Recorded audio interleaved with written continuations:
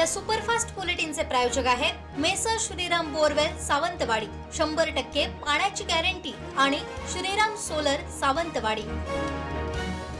परुळीत सचिन देसाई त्या ठिकाणी अधिकृत उमेदवार आहेत, त्यामुळे कोणतीही मस्ती होता नाही। खासदार नारायण राणेंच्या नेतृत्वाखाली काम करताना समजावण्याचे प्रकार होत नाहीत। त्यांचा निर्णय अंतिम असल्यामुळे कोण निर्णयाच्या विरोधात जाईल त्याला योग्य शासन होईल, असा इशारा मंत्री नितेश राणेंनी दिला। वैभववाडी तालुक्यातील कोकीसर येथील ठाकरे शिवसेनेचे पदाधिकारी दत्ताराम गुरव यांच्यासह असंख्य कार्यकर्त्यांनी भाजपात प्रवेश केलाय। पालकमंत्री नितेश राणेंच्या उपस्थितीत वैभववाडी इथं हा पक्ष प्रवेश पार पडला। खंडणी प्रकरणातील संशयित फरारी आरोपी वकील किशोर सिद्धू वरक याचा अटकपूर्व जामीन सर्वोच्च न्यायालयानं फेटाळलाय। तसेच सर्वोच्च न्यायालयानं आरोपीस 15 दिवसात आत्मसमर्पण करण्याबाबत आदेशित केलंय, अशी माहिती कुडाळ पोलिसांनी दिली आहे। तारकर्ली येथील एमटीडीसी कार्यालयाला पहाटे भीषण आग लागून संपूर्ण कार्यालय जळून खाक झाले। शॉर्ट सर्किटमुळे आग लागल्याचा प्राथमिक अंदाज आहे। 7 फेब्रुवारी 2026 ला मतदान प्रक्रिया पार पडणार आहे। यावेळी मतदारांना जिल्हा परिषद आणि पंचायत समिती अशा दोन्ही उमेदवारांसाठी एकाच बॅलेट युनिटचा वापर करावा लागणार आहे। मी ठेकेदारी करत नाहीत, मी जनतेचे प्रश्न सोडवतो। फोंडाघाटमधील ग्रामीण भागात मीटर, गटार आणि पाण्याचा प्रश्न मार्गी लावणार असल्याचं अनंत पिळणकर यांनी सांगितलंय।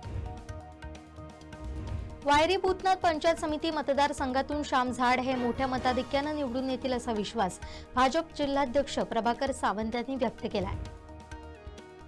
चिपळूण पोलीस ठाण्याजवळ असलेल्या SMS हॉस्पिटल समोर हडकणी चिपळूण या एसटीनं क्रेडाईचे जावेद दलवाई यांच्या क्रेटा कारला जोरदार धडक दिल्यानं दलवाईंच्या डोक्याला मार लागला।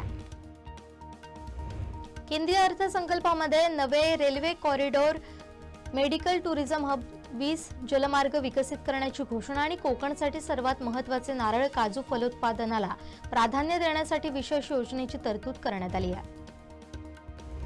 खेड शहरालगत असलेल्या खारी नांदगाव परिसरात एका अपंग व्यक्तीच्या दुचाकीला अपघात झाला। या अपघातात दुचाकी रस्त्याच्या कडेला असलेल्या शेतात जाऊन कोसळली। मात्र अपघातानंतर दुचाकी स्वारानं घटनास्थळावरून पळ काढल्यानं दुचाकीपासून काही अंतरावर मांसाचे तुकडे पडलेले असल्यानं नागरिकांच्या निदर्शनास आलं। केंद्रीय अर्थसंकल्पाचा गोवा पर्यटन, शेती, मासेमारी, सूक्ष्म आणि लघु मध्यम उद्योग क्षेत्राला लाभ होण्यासह गोव्याला केंद्रीय शुल्काच्या वाट्यातून सुमारे 5,570 कोटींचा निधी मिळणार आहे। महादाई नदीचं पाणी वळवण्याचा कर्नाटक राज्याचा प्रस्ताव आणि प्रकल्प गोव्यातील पर्यावरण, जैवविविधतेला गंभीर धोका निर्माण करणार असल्याची भीती राज्य पर्यावरण अहवाल 2025 मधून वर्तवण्यात आली आहे।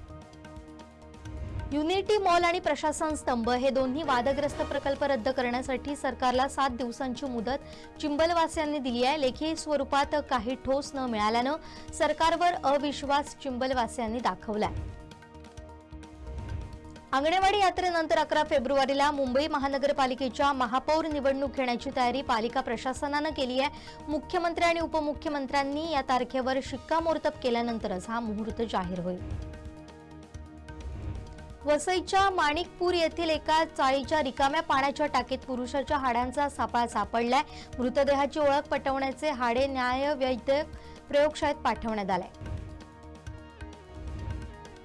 सावरकर यांचं निवासस्थान असलेल्या सावरकर सदनला केंद्रीय संरक्षित स्मारक म्हणून घोषित करण्यात येणार नाही, अशी भूमिका भारतीय पुरातत्व संरक्षण विभागानं उच्च न्यायालयात प्रतिज्ञापत्राद्वारे मांडली आहे।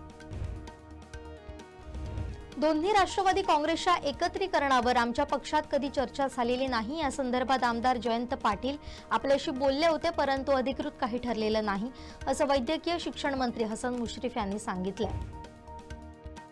गरीब शेतकऱ्यांची सरकार कर्जमाफी करणार असून महसूल मंत्री चंद्रशेखर बावनकुळे यांनी घोषणा केली आहे। फार्म हाऊस धनदांडग्या शेतकऱ्यांचा आम्ही विचार करणार नसल्याचं ते म्हणाले।